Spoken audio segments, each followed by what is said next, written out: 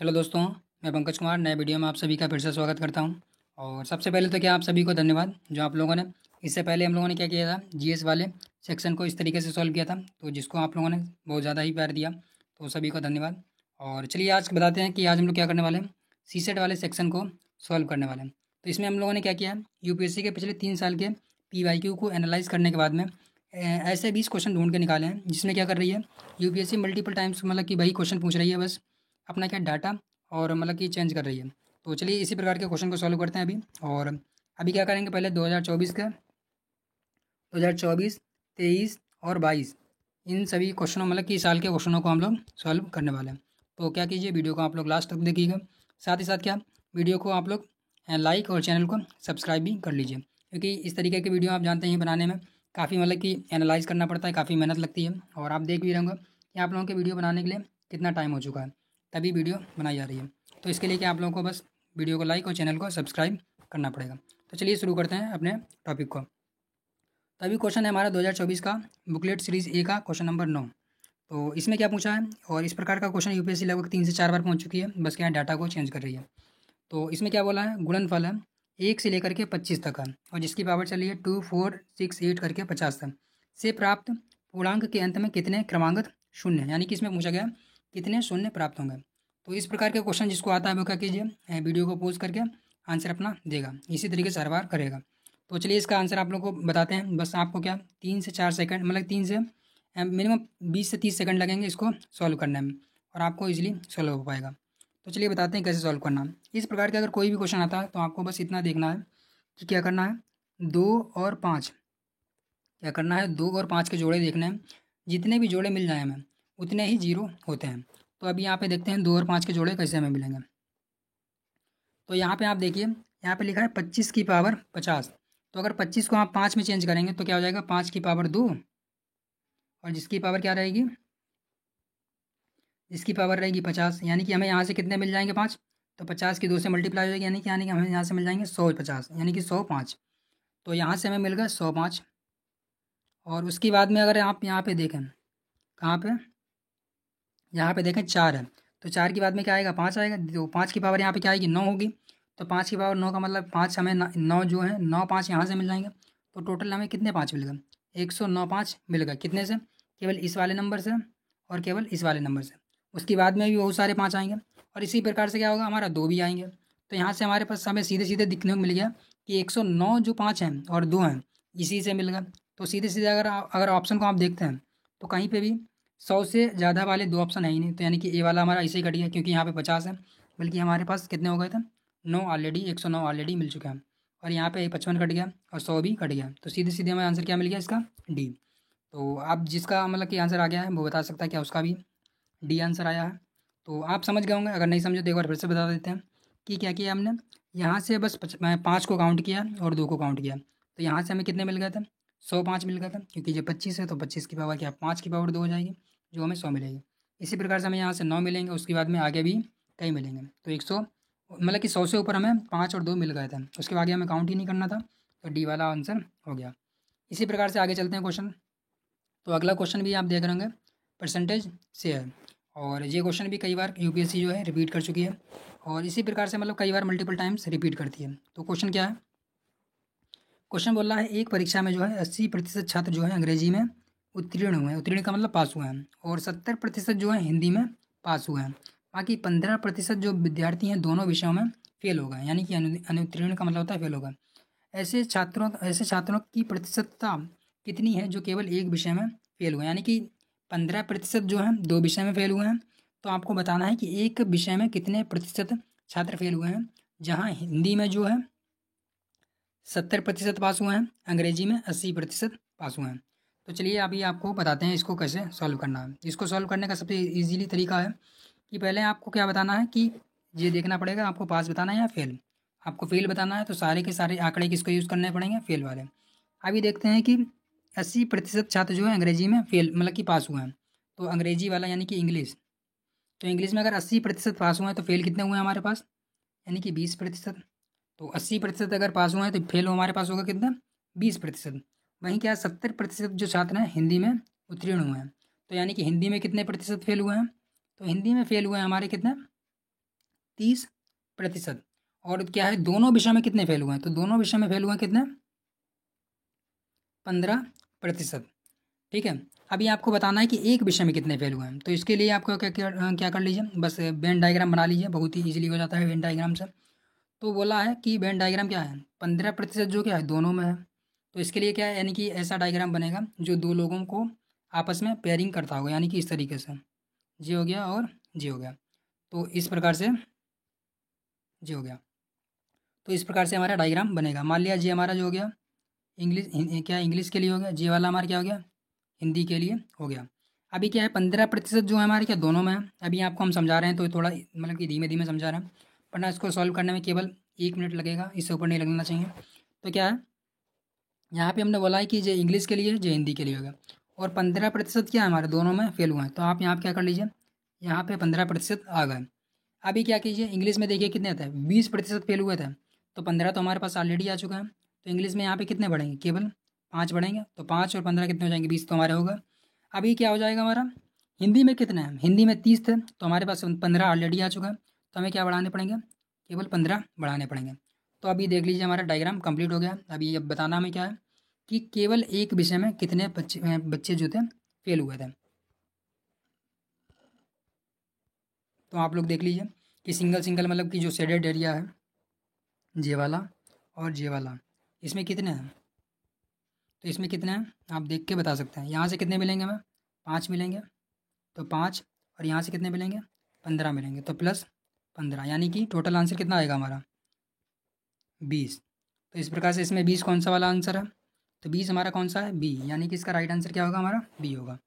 तो जिसको समझ में आ गया ठीक है, वरना क्या आप एक बार वीडियो को फिर से यहाँ पे रिपीट करके देख सकते हैं। तो इसका आंसर क्या आया हमारा, 20। तो अगर यूपीएससी 2024 में भी इसी प्रकार से क्वेश्चन पूछा था, हो सकता है क्या 2025 में भी इसी प्रकार से क्वेश्चन बन जाए। तो चलिए चलते हैं अगला क्वेश्चन पे। और अगला क्वेश्चन भी बहुत ईजिली है, मतलब कि आप बहुत ईजी तरीके से सॉल्व कर पाएंगे। चलिए इसको साफ कर देते हैं पहले। और ये जो क्वेश्चन है हमारा क्या, जो क्वेश्चन है 2023 का PYQ है।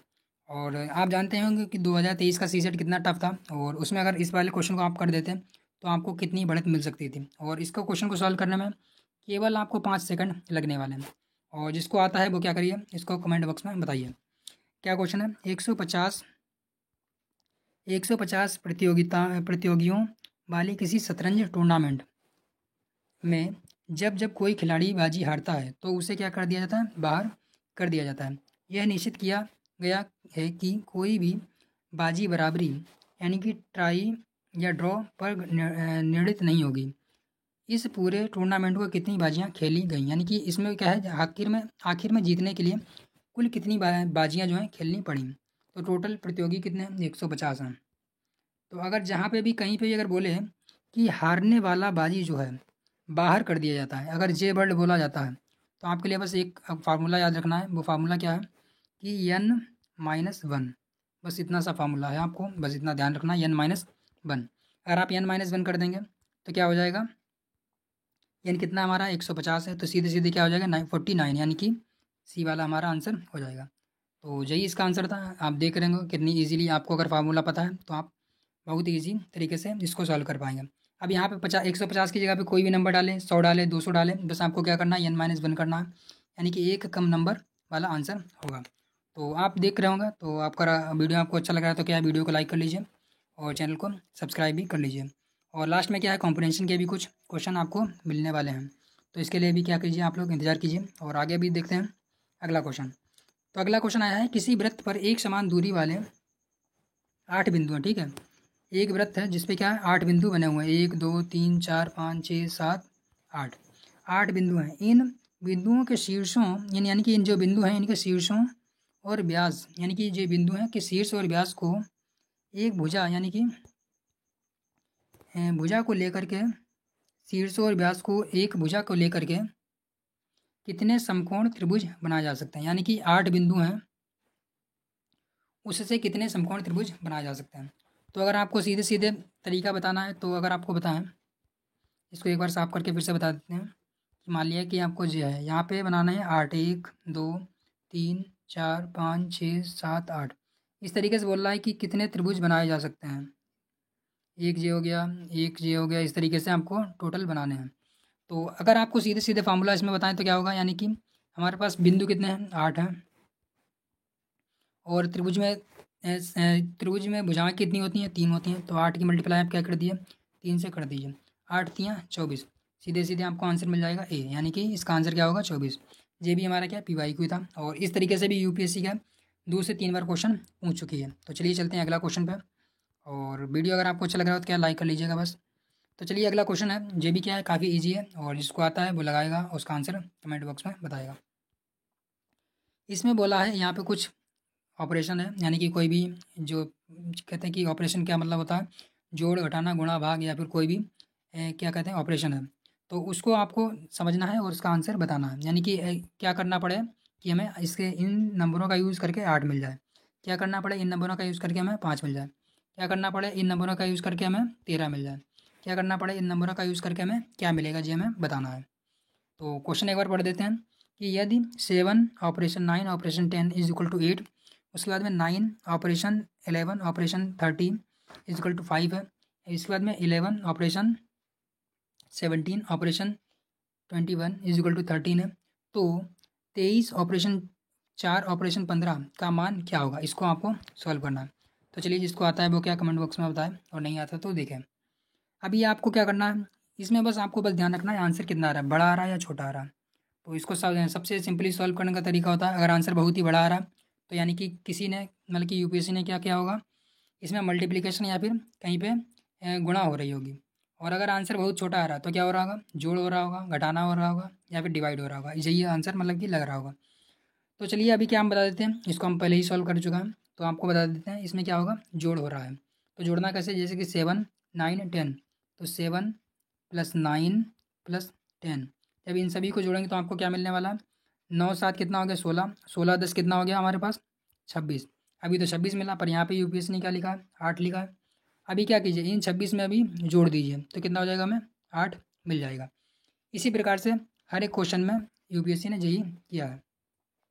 तो अभी आंसर हमारा क्या निकालना है, किसके लिए, इस वाले के लिए। अभी इसको जोड़ लीजिए, यानी कि 24 + 4 + 15, तो हमें क्या मिलने वाला है, 24 4 कितना हो जाएगा हमारा 28, 28 10 38, 38 और 5 कितना हो गया, 8 5 13, यानी कि 40, 1 मिनट 42, 42 कितना हो जाएगा हमारा, 5 5 4 9 9 4 13, 1 मिनट सॉरी, तो 1 मिनट चेक कर लेते हैं।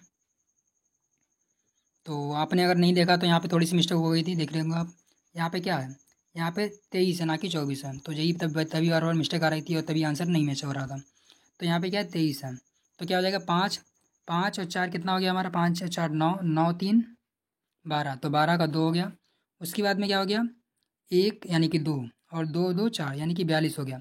अभी 42 को आप क्या करेंगे, फिर से 2 और 4 कितना हो जाएगा हमारा 6, तो इसका राइट आंसर क्या हो जाएगा हमारा ए, यानी कि 6 आंसर आ जाएगा। तो 6 हमारा आंसर आ जाएगा। आप अभी समझ गए होंगे कि इसमें कौन सा ऑपरेशन लगा था। चलिए अभी चलते हैं क्वेश्चन नंबर अगला, और ये हमारा क्या आ जाएगा, ये भी काफ़ी मतलब कि इंटरेस्टिंग क्वेश्चन है, और इसको UPSC ने पूछा था। क्या बोला है, किसी ध्वज को लाल हरे या पीले रंग में से कुछ या सभी रंगों का उपयोग, यानी कि कोई ध्वज है इसमें आपने क्या लाल हरा और पीले रंग में से कुछ या सभी रंगों का उपयोग करके 4 क्षैतिज पट्टियाँ, यानी कि 4 क्षैतिज पट्टियाँ 1 2 3 4 5, तो कितनी पट्टियाँ हो गई, 1 2 3 3 4, तो 4 पट्टियाँ हो गई, द्वारा निरूपित करना है। कितने ऐसे विभिन्न तरीके हैं, यानी कि तरीके पूछा, यानी कि ये किससे हो गया हमारा, जो हो गया परम्यूटेशन एंड कॉम्बिनेशन से संबंधित क्वेश्चन हो गया। कितने तरीकों से इसे किया जा सकता है, इस प्रकार की कोई भी दो आसन्न पट्टियाँ एक ही रंग की ना हो, यानी कि साथ ही साथ में ये भी ध्यान रखना है कि एक ही रंग की पट्टियाँ नहीं होनी चाहिए। यानी कि यहाँ पे क्या है, तो अभी यहाँ पे लगा देते हैं।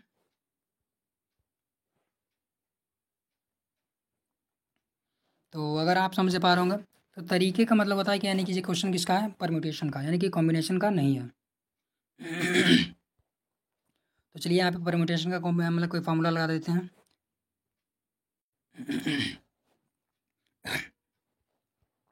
तो परम्यूटेशन का फार्मूला होता है क्या,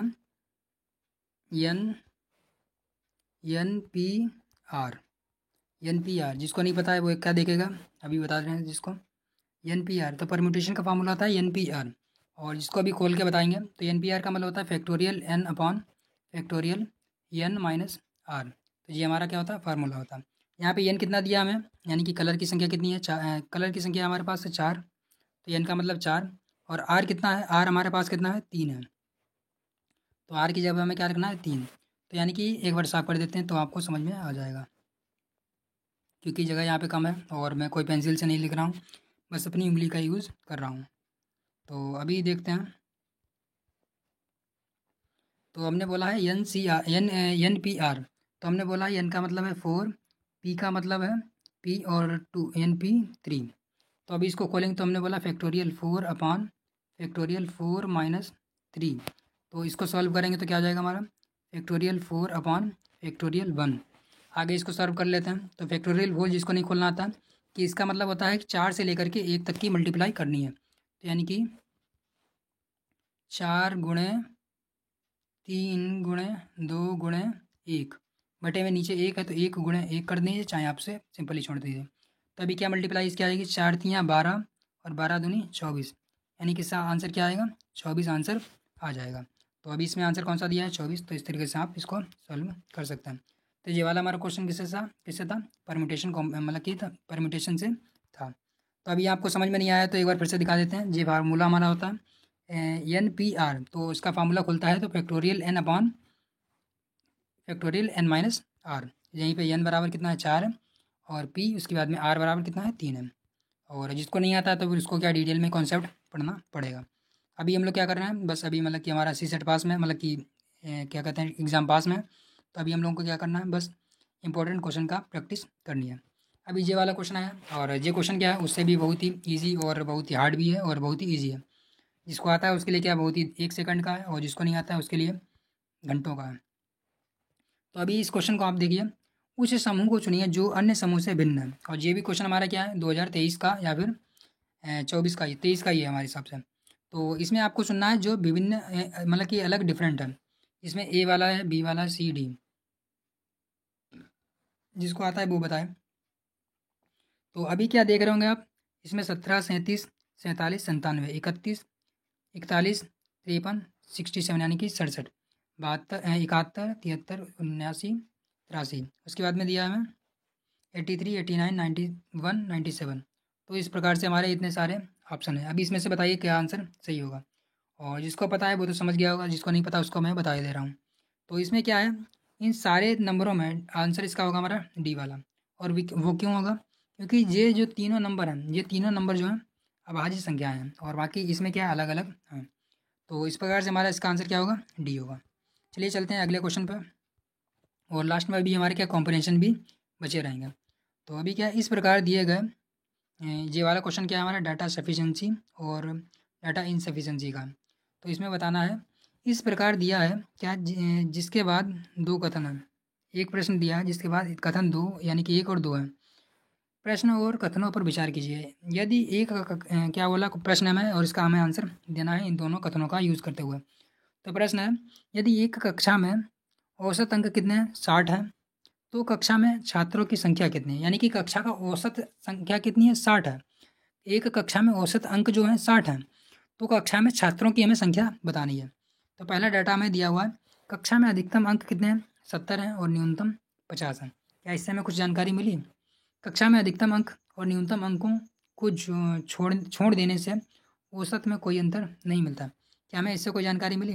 तो चलिए अभी देखते हैं UPSC ने इसके ऑप्शन क्या बनाए थे।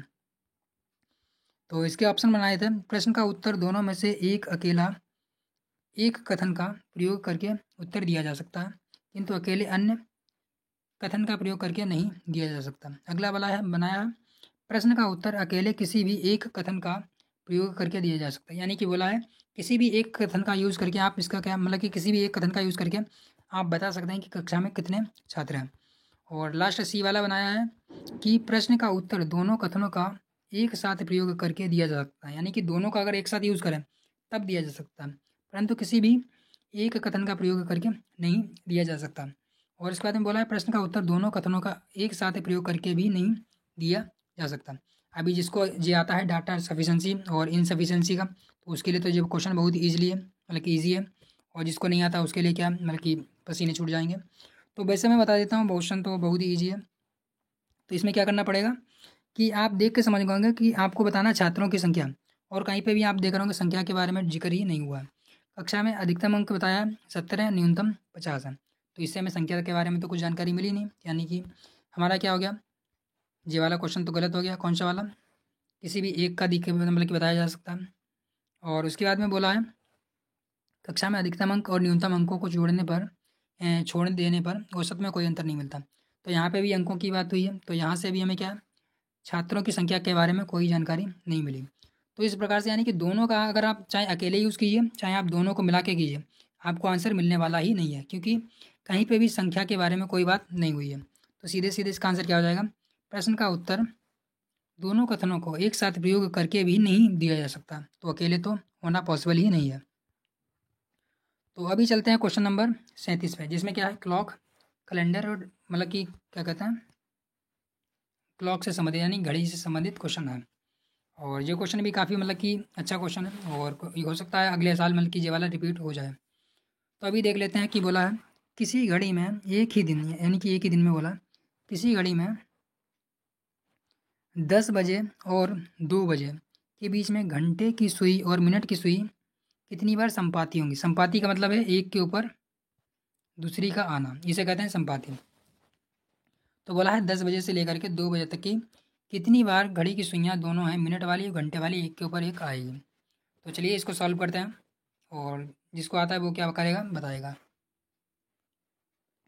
तो चलिए पहले घड़ी बना लेते हैं। घड़ी बनाई है, यहाँ पे 10 कहाँ पे बजेगा हमारा, 10 लगभग यहाँ पे बजेगा।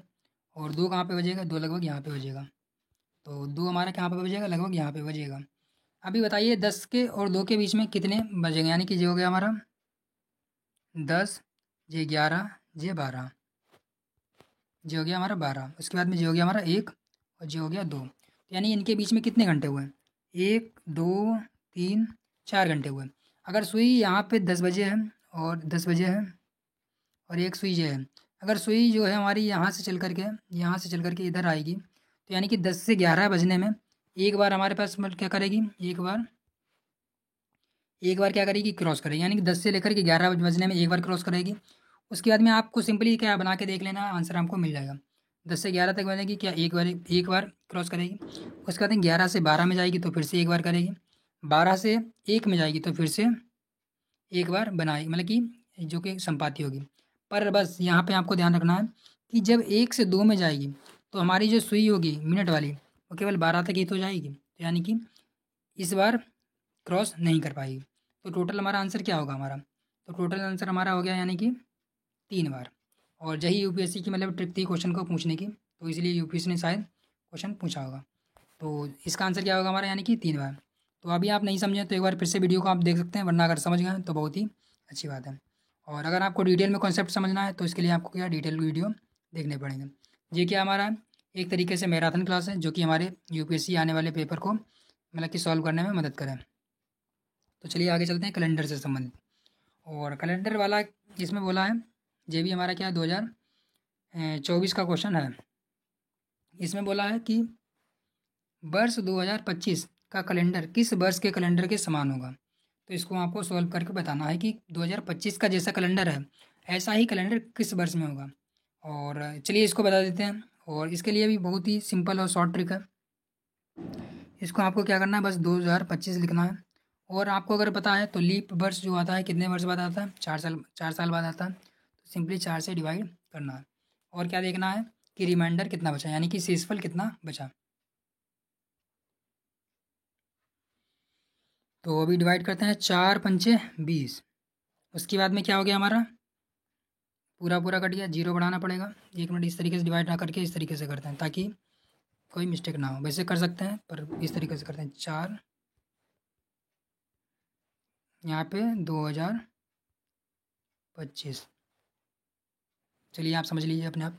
तो 4 पंचे 20, तो 20 हमारा क्या हो गया, पूरा का पूरा कट गया। उसके बाद में क्या करेंगे, हम एक नंबर उतारेंगे।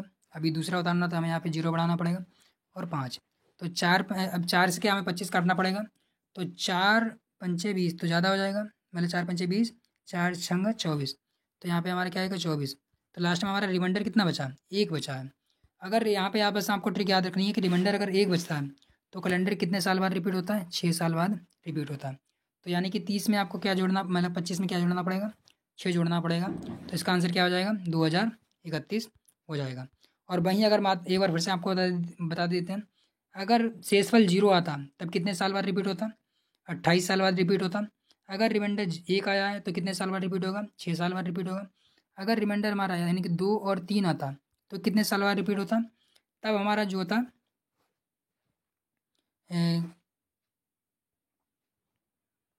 तब क्या होगा हमारा, 11 वर्ष बाद रिपीट होगा। तो ये कंसेप्ट आपको ध्यान रखना, हो सकता है यूपीएससी आगे भी इसी प्रकार से क्वेश्चन पूछे। तो वीडियो थोड़ा सा क्या होगा, लंबा होगा, क्योंकि हम लोग क्या कर रहे हैं, लगभग 20 क्वेश्चन को सॉल्व करना है। और 20 क्वेश्चन को सॉल्व करने में आप जानते होंगे हम खुद के लिए नहीं कर रहे हैं, आपको क्या समझा भी रहे हैं, तो थोड़ा सा टाइम लग रहा होगा। तो वीडियो को मतलब कि क्या पता है लास्ट तक वही देखेंगे जो सीरियस एस्पिरेंट है, तो वीडियो को लास्ट तक देखिएगा। अगला क्वेश्चन है कि जब 85 87 इतना दिया हुआ है को 100 से भाग दें तब शेषफल क्या रहता है। तो इसमें क्या करना पड़ेगा कि हमें 100 से भाग देने पर शेषफल क्या रहेगा। तो इसमें भी वही ट्रिक लगेगी जो हम लोगों ने पहले वाले क्वेश्चन में लगाई थी। बस क्या देखना पड़ेगा, 5 और 2 के कितने जोड़े बन रहे हैं, उसी प्रकार से आप समझ सकते हैं कि 0 से भाग देने पे हमें पता लग जाएगा। अब यहाँ पे देखिए, हमें आपको यहाँ से 5 मिल जाएगा, एक 5 यहाँ से मिल जाएगा और एक 5 यहाँ से मिल जाएगा। तो यानी कि हमारे पास 5 कितने होगा, 2 होगा। और 2 कहाँ से मिल जाएंगे हमें, 2 यहाँ से भी मिल जाएंगे, 2 तो यानी कि 2 की पावर 2। तो यानी कि हमें यहाँ से कितने मिल गए, 0, टोटल 2 0 मिल गए, यानी कि 100 मिल गया हमें। अब आप देखिए, जब आपके लास्ट में 100 ऑलरेडी है और 100 से ही आप डिवाइड कर रहे हैं तो रिमाइंडर क्या बचेगा, कुछ नहीं बचेगा, यानी कि शेषफल क्या मिलेगा हमें, 0 मिलेगा। तो चलिए आगे चलते हैं, क्वेश्चन नंबर आगे। अभी इसमें बोला है कि इनमें से कौन सी संख्या लघुत्तम है, यानी कि सबसे छोटी है। तो इसमें आपको कैसे सॉल्व करना है, इसको सॉल्व करने का सबसे सिंपल तरीका है कि यहाँ पे 3 है, यहाँ पे 4 है, यहाँ पे 8 है। अभी आपको क्या कर लीजिए, बस इसको एक सा कर लीजिए। जैसे कि 2 है तो आप इसको क्या कर लीजिए, 2 की पावर 2 इंटू 20। ठीक है, इसको मैंने सॉल्व कर दिया, 2 की पावर 2 इंटू 20। तो इससे क्या हो जाएगा हमारा, 2 अंदर भेज दीजिए तो क्या हो जाएगा, 4 की पावर 20।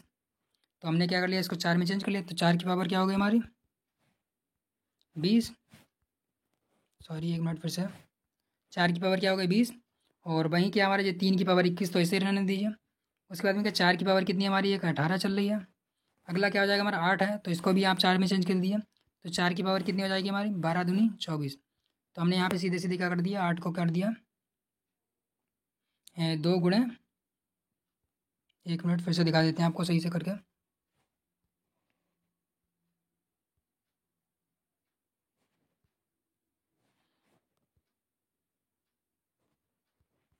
एक मिनट बस साफ कर दें इसको। हाँ, तो 8 को आप क्या लिख सकते हैं, 4 गुणे 2, और इसकी पावर क्या रहेगी 12 रहेगी। तो अभी 4 को फिर से आप लिख सकते हैं, यानी कि 2 गुणे 2, यानी कि यहाँ पे क्या आ जाएगा। तो एक बार फिर से दिखा देते हैं सही से। तो यहाँ पे हो जाएगा 2 की पावर 3, यानी कि 8 को क्या लिख सकते हैं आप, 2 की पावर 3, और जिसकी पावर क्या चल रही 12। तो यानी कि 2 की पावर कितनी हो गई हमारी 12 दूनी 12 24, 12 36, तो यानी कि 2 की पावर 36 हो गई। तो अभी यहाँ पे जगह कम पड़ रही है, पर आपको बताना है तो आपको अब समझा देते हैं। तो यहाँ पे छोटा क्या रहेगा, छोटा रहेगा हमारा यहाँ पे बी वाला, यानी कि 3 की पावर 21। अभी यहाँ पे समझाने में थोड़ी सी प्रॉब्लम हो रही है क्योंकि जगह कम पड़ रही है। एक बार अगर आपको चाहें तो फिर से दिखा देते हैं आपको। क्या सिंपली 2 की पावर 40 जो हमारी है, और ये क्या है 3 की पावर 21 है, और ये क्या है हमारी है 4 की पावर 18 है। इसको आप कर लीजिए 2 की पावर 2 करेंगे तो क्या हो जाएगी 2 की पावर 18 दूनी 36 हो जाएगा। वहीं आप 2 की पावर 8 की पावर 12 है, तो आप क्या कीजिए 2 की पावर 3 करेंगे, उसके बाद में 12 होगी, तो 2 की पावर कितनी हो जाएगी 12 का 12, 12 दूनी 24, 12 36। तो इस प्रकार से क्या होगा, ये दोनों के यानी कि जे वाला नंबर और हमारा जे वाला नंबर तो सेम ही होगा। तो जे वाले तो यानी कि कट गए इसी तरीके से, और लास्ट वाला हमारा जे वाला जो है जो बड़ा ही दिख रहा था। तो इस प्रकार से हमारा क्या होगा, बी वाला राइट आंसर हो गया। अभी चलते हैं क्या कोडिंग डिकोडिंग से भी क्वेश्चन यूपीएससी ने पूछा। तो अभी लिखा है 0 और चौरी के रूप में लिखा जाता है, तो प्लेयर को क्या लिखा जाएगा। तो सीधे सीधे आपको सिंपली बता देते हैं इसमें ट्रिक क्या है। जेड की बाद में सी है तो यानी कि प्लस प्लस 3 किया गया, यानी कि जेड की बाद में क्या आएगा जेड, उसके बाद में ए बी सी, तो क्या हो जाएगा हमारा सी। इसी तरीके से ओ आप देख लीजिए, ओ है, ओ की बाद में आर है तो ओ के बाद में J K L O P Q R, तो 3 के बाद में आर आ गया। इसी प्रकार से आप इसको भी चेक कर लीजिए, क्या लिखा हुआ प्लेयर, पी है, पी के बाद में क्या आएगा क्यू आर यस, तो यानी कि हमारा यस वाले से स्टार्ट होगा, तो यस से तो सभी हैं। अभी पीछे वाला चेक कर लीजिए, आर है, आर के बाद में क्या आएगा यस टी यू, तो पीछे वाला यू कहाँ पे जे है, यानी कि राइट क्या होगा हमारा डी होगा। अभी चलते हैं क्वेश्चन नंबर 38, और इसमें बोला है ए की आयु और बी की आयु के बारे में बोला गया। सबसे अधिक उम्र के व्यक्ति या व्यक्तियों को निर्धारित करने के लिए उपयुक्त कितने कथनों की आवश्यकता होगी। तो ये भी इस तरीके से यूपीएससी कई बार क्वेश्चन पूछती है। तो अभी 1 सेकंड के लिए थोड़ा सा ब्रेक लेते हैं, आप लोग क्या रुक रहिए। चलिए ठीक है, आगे शुरू करते हैं। बस पानी पीने के लिए छोटा सा ब्रेक लिया था, और आप देख भी रहे होंगे टाइम बहुत ज़्यादा हो चुका है, पर क्या वीडियो को कंप्लीट करना है, और इसके लिए आप लोग बस क्या थोड़ा सा सपोर्ट कर लीजिए और वीडियो को लाइक कर लीजिए, चैनल को सब्सक्राइब भी करते रहिए। तो चलिए शुरू करते हैं। अभी बोला है ए आयु में बी से बड़ा है, तो ए बड़ा है 20 है। उसके बाद बोला सी और डी समान है, तो C is equal to D. F आयु में सबसे छोटा है, तो एफ हमारा नहीं सॉरी ई जो हमारा क्या है सबसे छोटा है। उसके बाद बोला एफ आयु में डी से छोटा है, तो एफ जो हमारा है क्या डी से छोटा है। उसके बाद बोला एफ आयु में ए से बड़ा है, तो एफ जो है बड़ा है ए से, तो ए से बड़ा है हमारा एफ, यहाँ पे बड़ा है ए से। तो बोला है उपयुक्त में से अधिक उम्र के व्यक्ति या व्यक्तियों को निर्धारित करने के लिए उपयुक्त में से कितने कथनों की आवश्यकता होगी। तो आप देख रहे होंगे ऐसा कोई भी कथन नहीं है कि जो आपस में इंटरकनेक्टेड हो। तो यहाँ पे आप सीधे सीधे समझ गए होंगे कि हमें अगर 2 कथन देते हैं तो कोई भी ऐसे 2 कथन नहीं जो बता दें कि सबसे अधिक उम्र का कौन है। 3 को भी आप मिला लेंगे फिर भी नहीं हो पाएगा। तो चलिए इसको मिक्स करते हैं, देखते हैं यूज़ करके किसका किसका यूज़ करना पड़ेगा। बस हमको ये पता है कि सी ई जो है सबसे छोटा है। तो अभी शुरू करते हैं कहाँ से, अभी शुरू कर लेते हैं एफ से, क्योंकि एफ यहाँ पे 2 में इंटरकनेक्टेड है। तो अभी शुरू करते हैं, यानी कि डी जो है एफ से छोटा है, और एफ जो है बड़ा है किससे ए से, तो यानी कि एफ बड़ा है ए से। अभी इन तीनों का इसको यूज़ कर लिया हमने, अभी बचे हैं ये। और इसमें देखते हैं बोला ए बड़ा है 20 है, तो ए बड़ा हमारा हो गया, ए बड़ा हो गया, ए बड़ा हो गया 20 है। अभी हमारे क्या हो गया, हमने तीनों का इसका यूज़ कर लिया, ए बड़ा हो गया 20 है। अभी बोला है सी और डी बराबर है, तो यहाँ पे क्या हो जाएगा हमारा बराबर हो जाएगा सी के। और इसके बाद में क्या हो जाएगा ई सबसे छोटा है, तो ई हमारा कहाँ पे हो जाएगा, यहाँ पे आ जाएगा ई। अभी आप समझ रहे होंगे कि तीनों का मतलब कि कितने हैं, 5 के पाँचों कथनों का हमने यूज़ कर पाया, तब जाके हमें पता लगा कौन सबसे बड़ा है। तो जे वाला तो हमारा क्या सबसे छोटा हो गया, और डी वाला सबसे बड़ा हो गया, सी वाला सबसे बड़ा हो गया। क्यों, क्योंकि सी और डी जो थे हमारे बराबर थे, तो यानी कि किसका किसका यूज़ करके हमने आंसर बता पाया, डी वाले का। तो इस प्रकार से आप समझ गए होंगे कि 5 के पाँचों का यूज़ करना पड़ा, तब हमने बता पाया कि कौन सबसे बड़ा है। तो कौन बड़ा है, डी और सी दोनों बड़े हैं, वो भी दोनों बराबर हैं। और अभी चलते हैं फिर से कोडिंग और डिकोडिंग का आ गया, इसको आप बता देते हैं। क्या लिखा है, एक निश्चित कोड में लिखा है पी ओ टी और ए टी ओ पी के रूप में, यानी कि पी ओ टी को लिखते हैं ए टी पी ओ, और वहीं ट्रिप को लिखते हैं ए प्रोट, तो A R E N A को क्या लिखेंगे। तो सीधे सीधे आपको बता देते हैं कि यहाँ पे बस क्या किया है, ए लिखा है, उसके बाद में इसको उल्टा करके लिख दिया टी ओ पी। तो इसी प्रकार से आपको इसको भी करना है, बस क्या करना है, ए लिखना है, बस इसको उल्टा करके लिख देना है। ए लिखना है, इसको उल्टा करके लिख देना, तो क्या हो जाएगा हमारा A N E R A, सीधे सीधे आंसर हमारा मिल गया। कौन सा हो गया हमारा, डी वाला, ए एन ई आर है। ठीक है, अभी आगे चलते हैं। आगे बोला है क्रम अनुक्रम दिया हुआ है हमें, और इस प्रकार से भी यूपीएससी कई बार क्वेश्चन पूछती है, बस नंबर चेंज करती रहती है। मैं स्टार के स्थान पे क्या आएगा, तो ये बताना है। अभी इसमें आप कितनी भी ढूंढ लीजिए, मैंने सोचा था, तो मैं भी काफ़ी टाइम तक इसको सॉल्व करता रहा, और बहुत समय बाद मुझको समझ में आया था। तो अगर इस प्रकार का क्वेश्चन में अगर कहीं भी आप यूपीएससी के क्वेश्चन में फंस जाते हैं, तो इसको ज़्यादा टाइम देने की ज़रूरत नहीं है, क्योंकि जो क्वेश्चन देखने में भले सिंपल लग रहा हो, वो काफ़ी टफ है। तो अभी ये सीरीज़ दी हुई है, इस सीरीज़ में बस आपको पैटर्न निकालना है। तो कैसे निकाल पाएंगे, सीरीज देख रहे होंगे बहुत ज़्यादा ही बढ़ रही है, तो सीधे सीधे आप समझ जाइए मल्टीप्लिकेशन हो रहा होगा या फिर पावर में बढ़ रही होगी। तो इसकी आपको सिंपली बताएं ट्रिक क्या होगी। तो इसकी ट्रिक है 1³ प्लस 1² प्लस 1, तो आपको मिलेगा 3। इसी प्रकार से 2³ प्लस 2² प्लस 2, तो आपको क्या मिलेगा 14 मिलेगा। इसी प्रकार से आप क्या कीजिए 1 2 2 हो गया यहाँ पे, इसके लिए 3 के लिए कीजिए, 4 के लिए कीजिए, यहाँ पे 5 के लिए कीजिए। तो 5³ प्लस 5² प्लस 5, तो आपको क्या मिलेगा 155 मिल जाएगा। इसी प्रकार से इसको सॉल्व करना था। आगे चलते हैं अभी।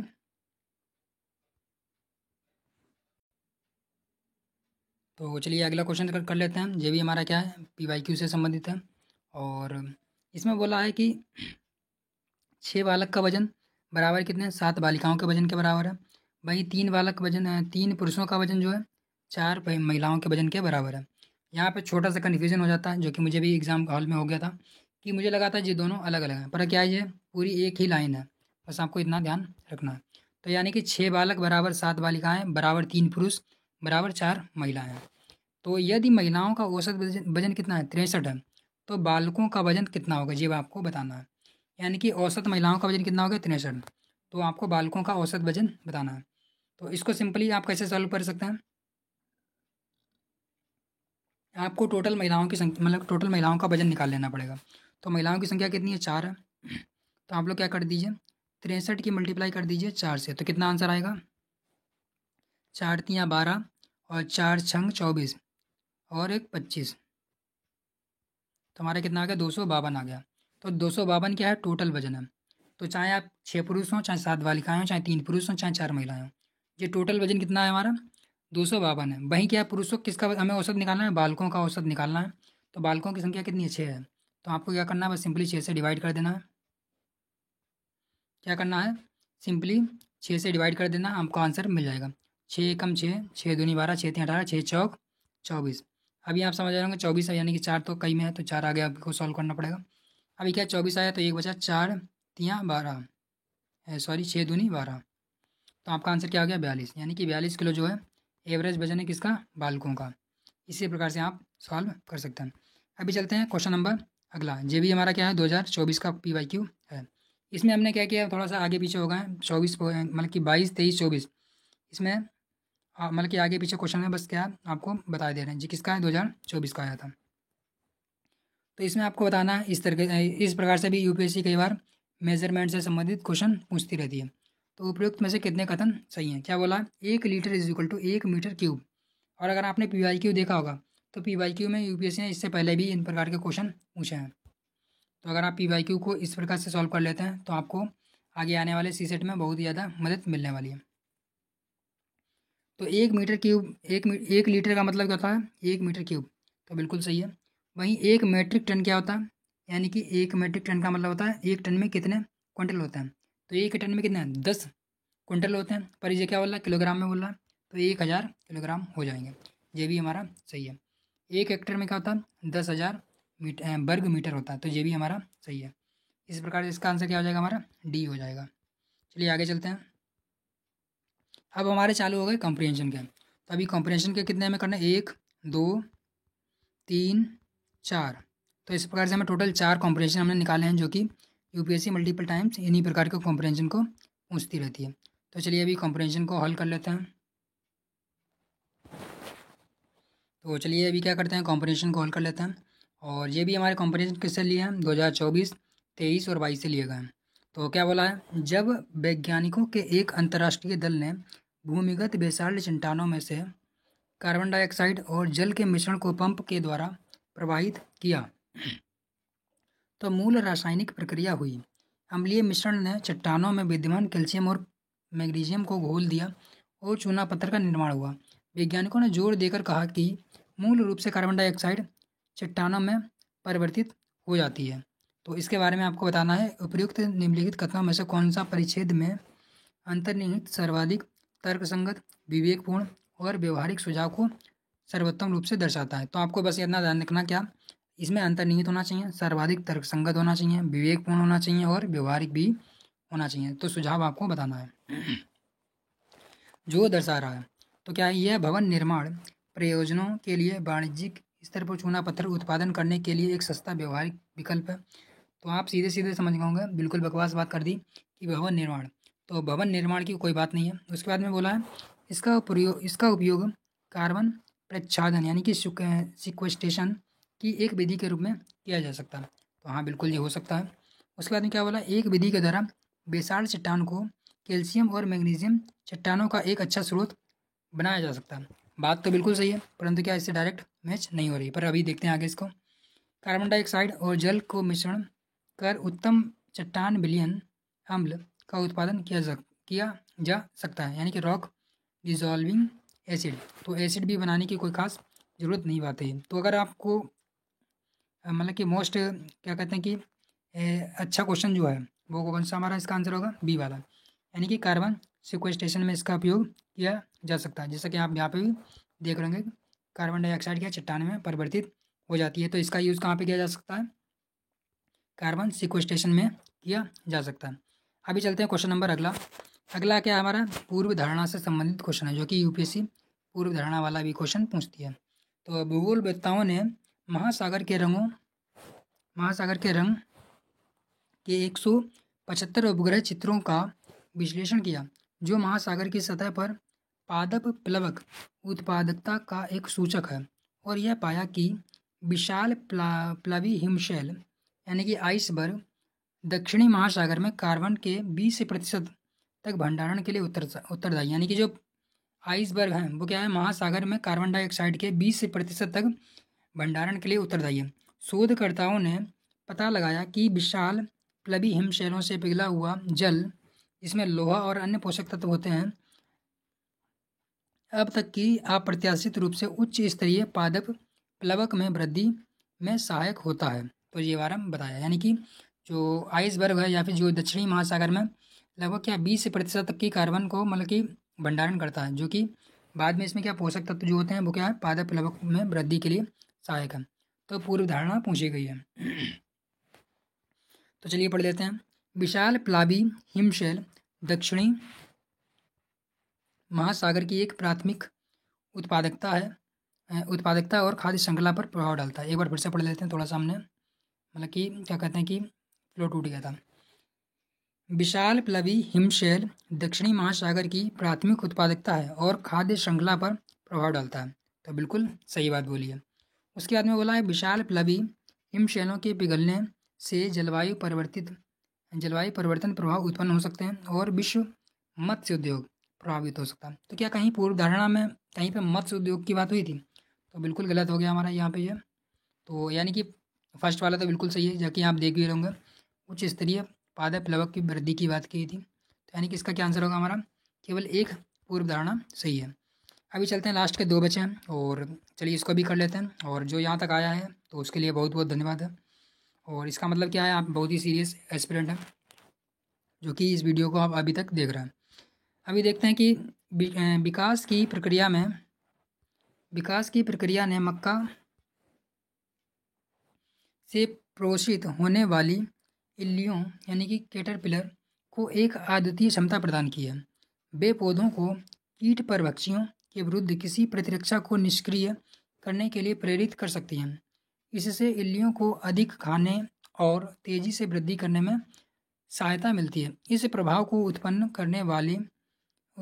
करने वाला कारक इल्ली का मल या कीटमल है, जो खोज कवक यानी कि फंजाई अथवा जीवाणु, बैक्टीरिया और रोगजनक यानी कि पैथोजन के प्रति पौधों की अनुक्रिया से संबंध यौगिकों पर प्रकाश डाल सकती है।